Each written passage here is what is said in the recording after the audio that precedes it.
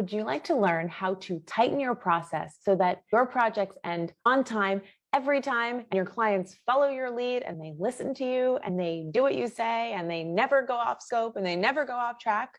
Of course you would. That's one of our biggest challenges as small branding agencies. So many of you talk about how important it is to tighten your process and figure out a good system so that you have a clear, reliable way to keep your business running in a profitable manner. You're totally right. A process is the foundation of a successful and sustainable business. It's one of the big things that I tout all the time. It is not going to work if you are missing this one key ingredient. That's what I'm going to share with you today. I want you to imagine that you are speeding down a highway. You're driving 75 miles an hour. It's a beautiful day. The wind is in your hair and you come across a bridge. This bridge is going over a very deep ravine. The bridge is very wide. It's 4 lanes wide.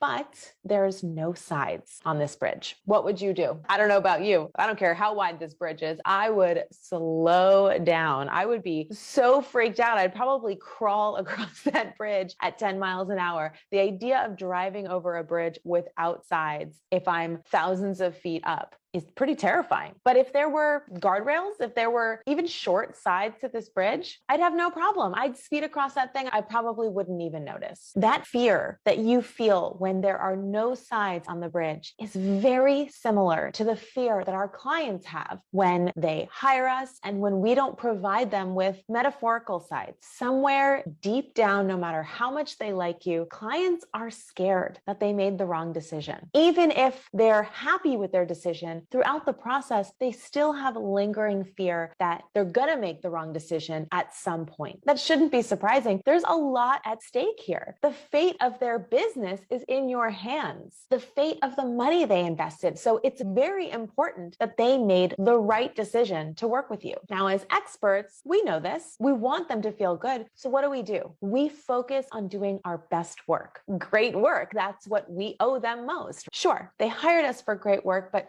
as far as I'm concerned, great work is a given. What's going to set you apart from the other brilliant strategists and designers and branders and marketers is your ability to instill confidence in that client so that they don't just feel comfortable making decisions along the way, but they feel confident in those decisions. That's why no matter how amazing your process is, no matter how great your systems are, and believe me, you need great processes and great systems, if you aren't showing up as a leader and giving them that confidence, those processes and systems are going to break down anyway. Your confident leadership is putting up the guardrails, putting up the sides on this bridge so that a client can just relax and sit back and speed along without concern. That's what we're trying to do here. Because think about it, when there's some sort of threat nearby, whether the threat is to drive off a bridge or the threat is to make the wrong decision and have the completely wrong brand or website for your business, what do you do? What do you do when you're threatened? You freeze or you run, right? It's fight or flight. You definitely slow down.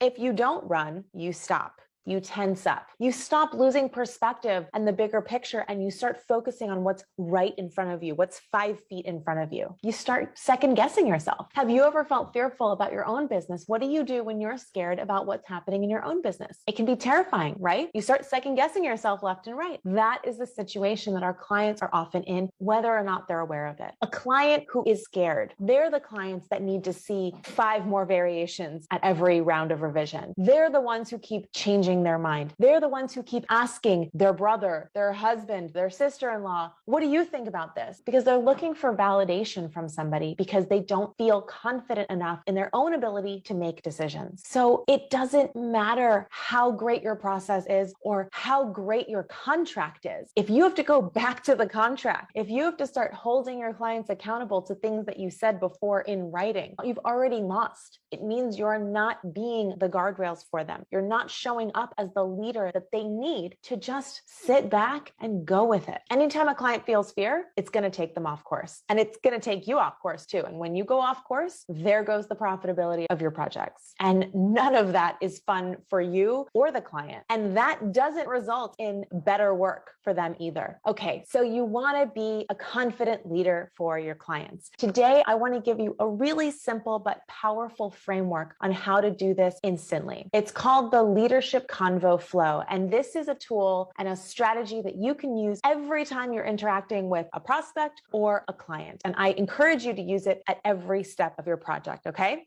Here's what it looks like. It really comes down to 3 steps. Anytime you are communicating with your client, anytime you have a meeting, a phone call, you're presenting work, you're talking about what's going to happen, I want you to follow this leadership convo flow. Step 1, be the leader right from the moment you connect by setting expectations from the very beginning. Clearly lay out, what's the purpose of this call? What's the goal? How are we going to know that we achieved that goal? How is this call going to go? How long is it going to take? It can take you 20 seconds to just tell them, hey, the purpose of this call is for me to get feedback on this thing. This is what's going to happen. I'm going to present this work. I'm going to ask you for your feedback. I'm going to do this and that. And then by the end, this is what we'll know. Simple as that. What it does is it sets up the relationship with you and the client so that you are always showing them, hey, I know what's happening here. I'm taking the reins. You can just follow my lead. And this is so powerful. If you do this every time you communicate with a client, you're going to set an expectation from them and set a rhythm of how you communicate where they're always going to expect that what you have to say is always going to lead the way. And this is the perfect way to set up a project, to run a project throughout, because it means the client is always following your lead. Okay, so number 1, set the expectations clearly. Number 2, run the call confidently. Now, run the call confidently. This is all about being confident. What I mean is there is a way to show up on a phone call or in a meeting where you ask confident questions, actively listen, and most importantly, keep the client and you on topic and on time. I find a lot of times creatives feel like if our call goes over or if this takes longer, I'm okay with it. I'm okay with giving more of my time. But what they forget is that you're also taking time from the client.